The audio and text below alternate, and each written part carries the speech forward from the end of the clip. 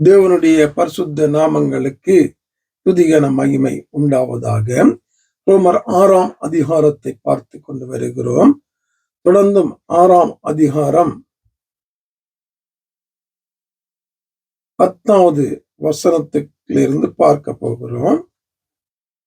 அவர் மரித்தது பாவத்துக்கென்று ஒரு தரம் மரித்தார், அவர் பிழைத்திருப்பது தேவனுக்கென்று பிழைத்திருக்கிறார். அப்படியே நீங்களும் உங்களை பாவத்துக்கு மரித்தவர்களாகவும் நம்முடைய கர்த்தராகிய இயேசு கிறிஸ்துவுக்குள் தேவனுக்கென்று பிழைத்திருக்கிறதாகவும் எண்ணிக்கொள்ளுங்கள்.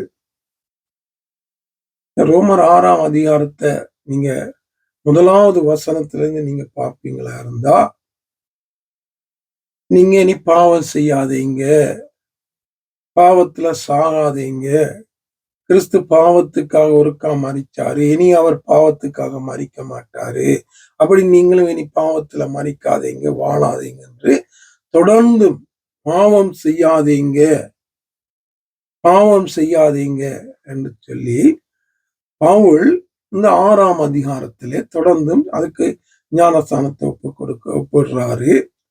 அதன் மூலமாக வருகிற காரியங்கள் என்னன்னு சொல்றாரு. இப்படி எல்லாம் சொல்லி பாவத்துல வாழாதீங்க, அதை விட்டு விடுங்க, அதுக்குத்தான் ஞானஸ்தானம் எடுத்தீங்க, அதுக்குத்தான் அவங்கள ஒப்பு கொடுத்தீங்க, அதுக்குத்தான் இயேசுவை ஏற்றுக்கொண்டீங்க, அதுக்குத்தான் இயேசு மரித்தாரு. ஞானஸ்தானம் எடுக்கும்போது நீங்களும் பாவத்துக்கு தான் மரிச்சீங்க, இனி அதுல பிழைக்காதீங்க இப்படியாக சொல்லி கொண்டு வாராரு. ஆனா ரோமர் 5ஆம் அதிகாரம் 20வது வசனத்துல பாவம் பெறுகிற இடத்துல கிருபை பெருகிற்று ஒரு வசனத்தை வச்சுக்கொண்டு பாவம் செய்ய செய்ய கிருபை பெருகும் என்று முட்டாள்தனமா மொக்குகள் போல வேத அறிவில்லாதவங்க போல ஜனங்களுக்கு போதிக்கிறோமே, சொல்லி கொடுக்கிறோமே. நீ என்ன பாவம் செய்தாலும் பரலோகம் போயிருவ, ரட்சிப்பு எடுபடாதுன்னு சொல்றீங்களே, பாவம் இருக்கிற இடத்துல கிருபை இருக்குன்னு சொல்ற நீங்க, இந்த புத்தி இல்லாத போதகர்கள் இந்த 6வது அதிகாரத்தை ஏன் படிக்கலையா அவங்க? அதுல அப்படி சொன்ன பவுல் இங்க 6வதுல பாவம் செய்யாதே செய்யாதே செய்யாதே, அதுல நிலைச்சு நிக்காத, அதுல வாழாத, அதுல சாகாத என்று அதை விட்டுட்டு வெளியில வா என்று எல்லாம் கிறிஸ்து இப்படியாக செய்தாரு என்று திருப்ப திருப்ப சொல்றாரு. நாங்க மட்டும் ஏன்னா ரோமர் 5:20 ஒரு வசனத்தை பிடிச்சு கொண்டு அதுவும் அவர் என்னத்துக்கு சொன்னார்ன்றது சரியா விளங்கி கொள்ளாம ஜனங்களுக்கு அது ஒரு போதனையாக மனதை குளிரூட்டி தங்களோடு கூட தங்களுடைய பாவத்துல வச்சிருக்கும்படியாக போதிக்கிறோமே. நியாய தீர்ப்புல எப்படி தப்பித்துக் கொள்ளுவோம்?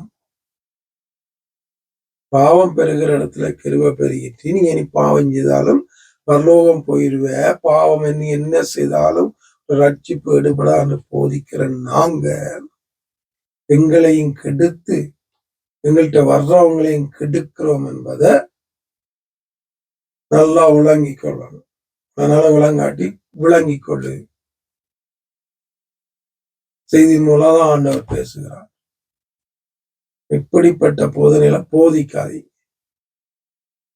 முடிவு பரியந்தம் நிலை நின்றால் அந்த ரட்சிப்புல, அந்த பரிசுத்தத்துல, அந்த அழைப்புல, தேவ சித்தத்துல, இந்த தேவ நோக்கத்துல, ஆவியானுடைய வழி நடத்தல, அந்த கனி கொடுக்கிற வாழ்க்கையில முடிவு பரியந்தம் நிலை நின்றால் தான் அங்கே நித்தியம்.